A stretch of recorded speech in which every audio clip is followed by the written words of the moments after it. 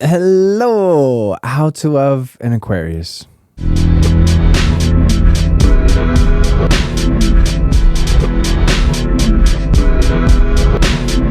All right, number one, I will say the exact same thing that I said with the Gemini video. Give them space. This is really important for the air signs in general, but especially Gemini and Aquarius. Out of all of the different energies out there, I mean, I guess you could say with the fire energies of Sagittarius and Leo, which are the partner energies of Gemini and Aquarius, this is true. But I think there's something about Gemini and Aquarius that in particular, even more so than those fire energies, really need space from time to time. And for Aquarius, and this is actually speaking from personal experience, I have Sun in the house of Aquarius. I find that psychologically it influences me just as much as somebody with Sun in Aquarius. So from personal experience, but also having Aquarian friends and whatnot, and just observations and whatnot, it's so essential to give us space and to let us, Aquarius space is like, let them visit outer space, something that's a bit challenging, I think, with the Aquarius mode of energy as opposed to Gemini is Gemini might need space for a little bit. Aquarius might need some serious space for a long period of time. Now, we're not necessarily talking complete space, like being in different countries or something, or even not seeing each other. This is more of a mental space. This is more of they're really serious. They're really focused on something. They're trying to figure something out. They're trying to solve a problem. They're coming up with an idea, whatever it might be. Okay, I'm going to not intrude upon their thought space. It sounds egotistical to say, but it's just a fact. And I would like to say this, that every single energy has its genius. Every single energy has its incredible contributions and every energy has its particular needs to satisfy, to be able to contribute these contributions, to fulfill its needs.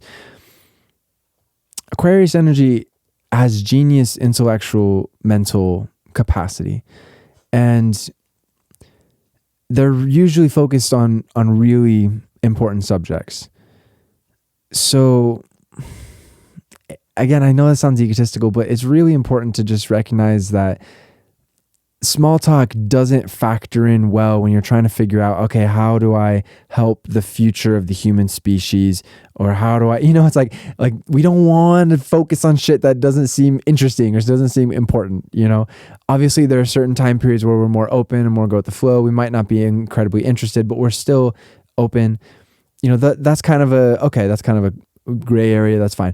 But it's really black and white to us. Like, we will get very frustrated, very resentful, and we will say something or act out if we need that space and we communicate it, especially, and it's still not respected, or if we're communicating through body language that we really need space and you're not understanding that. It's frustrating for us to have to even take even more time to explain it. So again, I know how that can seem. I'm not trying to be pretentious. We as Aquarians are not trying to be pretentious, but we just don't want to focus on anything other than what we really want to focus on. And again, those are small time periods usually when we're really focused on something. We're just like, go away. But when that happens, it's really important to give that. And if you're able to get willing and able to give that, then you can love an Aquarius. That's like the number one thing. Number two, take an interest in the causes and ideas that matter to them. And I think part of this kind of goes for multiple realms or multiple definitions of this, but have an interest in the big picture. So let's tackle this one at a time. Take an interest in the cause and ideas that matter to them. Every Aquarius has something or several things really that they're really passionate about. And it's usually some kind of intellectual, helping humanity. They want to know what's going on in the world. They want to be a part of it, and they want to make good things happen. For me, it's astrological education. I have been doing this for 8 years almost professionally, and I love it. And being with somebody who isn't at least open to astrology is just a no-go for me, because it's just going to be boring. I can't be myself at that point. And that's actually, I didn't write that down, but that's kind of a big thing. It's a huge thing actually for us Aquarians, is we need to feel like we can be ourselves. Yes, we're flexible. Yes, it's pretty apparent that we're this kind of mad genius type, what the fuck is going on. And again, everybody's genius. I'm not trying to be all egotistical, but like when it comes to the stereotypical, like, how did you come up with that idea? Or how did you get to that conclusion? How did you understand that? That happens to Aquarians a lot. That's the Aquarian mode of energy. And, to be fair, we all have Aquarius energy. Just some people are really skewed in that direction, like Aquarians. So, God, I've gone on so many different tangents. It's really, right. It's really important for me that I'm with somebody who really gets it, who understands, that not necessarily gets astrology, but is open. I can talk about it with them because I have insights. I get it. I understand how astrology works. I love it. I'm always coming up with new ideas. I check the transits every day and it's fun, in a lively kind of way. Not like, oh God, some people get caught up in transits and superstitions and shit. No. It's like, oh, cool. Okay. So this is what's going on. And that formula, and you could combine, it's a wonderful engine of growth for me. And to be with somebody who wasn't open, or even worse, was disparaging of it. I can't even picture myself with that person in the first place. Probably not even, well, no, actually that's not true. I have friends that don't appreciate astrology at all. And that's cool. That's fine. Whatever. I'm friends with them for other reasons. But for my romantic partner, that's a huge part of who I am. And I've got to express who I am with my romantic partner. Because if you can't express yourself with your romantic partner, what's the point? I'd rather be alone. And most Aquarians opt to just be alone instead. So that's a good way to know if you're willing and able, or I guess it's really important for the lover of an Aquarius to be willing and able. And if you find that you're not, then that's okay. Go love another zodiac sign. It's all good. But to be a true lover of an Aquarius, you have to have a genuine interest. It doesn't have to be your number one thing in life like it is for us, of course, but you have to take an interest in what we're interested in, what really matters to us. And I think it's pretty apparent right away if we click in that way or not, because Aquarians, it's not Gemini energy where it's a little bit of everything. And yes, I'm a Gemini, but that Aquarian part of me is very focused. It's like I've been a professional astrologer for 8 years without any breaks or anything. Like that is what I really like to do. And music too. I really like music. And I've been writing songs for 15 years. It's pretty steady. If I talk to somebody new, those things are going to come up right away. If I think that there's a chance in hell that we could be together. Or at least be friends or something, So that's essential. And I think that kind of goes with this. This is a little bit of a different point, but have an interest in the big picture. To be the lover of an Aquarius, you've got to expand your mind. Again, the Aquarius is the one who's going to be the weird one. You don't have to necessarily be the same, but it does help to have a little bit of Aquarius in your energy as well. But if not, that's okay too. It's just essential to strive to broaden the Aquarius energy that is in you, even if it's not in the rising or sun or moon or something. Again, we all have all of the different energies. But yeah, it's essential to have an interest in the big picture of the world, of the human species, of how this cause is important because it can make this positive benefit grow, and in the future it'll grow even more. So, that's essential. And to be able to have a broad mind, an open mind, so that when the Aquarian is talking to you about their ideas that they're having or the thoughts that they're having, you're not automatically judging it or thinking, oh, that's not possible, or oh, this or that. You're able to love an Aquarius. You've got to be able to consider and to listen, and you don't have to necessarily agree. Astrology is a good example here. I have friends that I'll share astrological insights with. I have some friends that don't share any because they're just not into it. That's okay. That's fine. Frustrating, but it's fine. It is what it is. Again, there are other ways that we connect, but, I have other friends that will listen to me. They don't check out astrology any other time ever in life, but they'll listen to me and they'll consider it. And that's really that's the base level for an Aquarius. And honestly, that's all you really need in a lot of ways, is just an interest in the big picture, an interest in broadening your mind, an interest in listening and considering and deciding for yourself. But keeping your mind open, that's really important. That's essential. That's essential.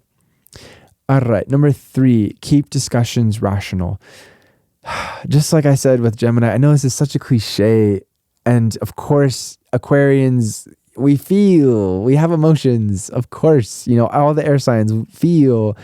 Sometimes it seems like Aquarians and Geminis don't, especially Aquarians sometimes. But that's because we're focused on the rational. Just like I said in the Gemini video, because I have a very similar point, it's like, don't be too emotionally heavy if you want to love a Gemini. Well, it's true for an Aquarius too. Now, again, I need to temper this with, I'm a very emotional person. I have a lot of fire energy. I have a double water moon, but I still, as a Gemini with Mercury and Gemini in the house of Aquarius, both of those, I'm very rational when it comes to life. I want to understand. I want to get insights. I want to discover the truth. I'm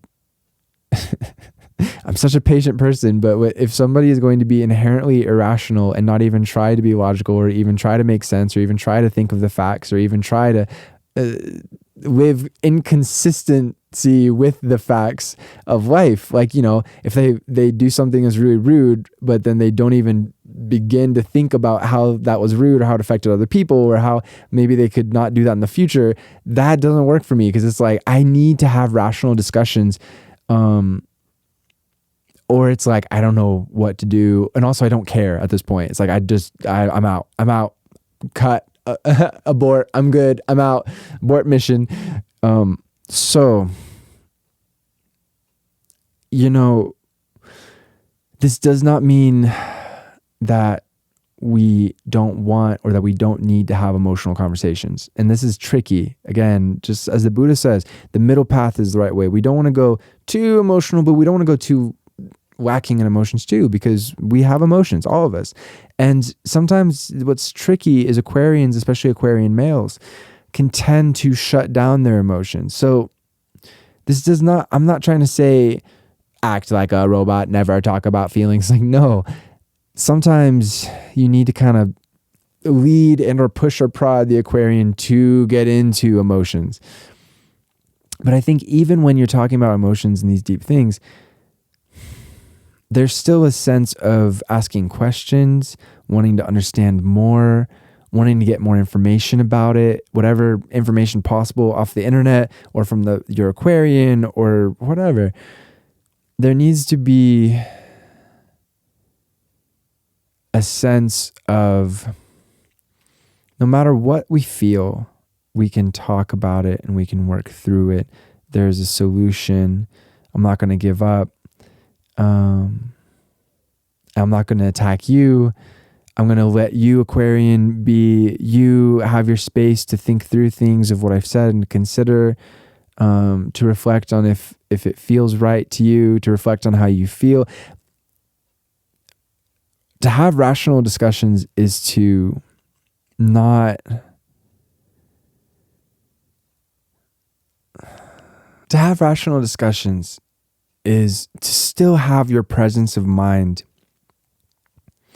no matter what kind of conversation you're having, no matter how intense or whatever. And maybe you're crying, but you're still having a presence of mind. You're still seeking to find the truth and to be in tune with your own truth and to harmonize and respect other people's truth, to harmonize with it in a healthy sense, not denying your truth at all, but seeking to understand where the other person's coming from. That's really important.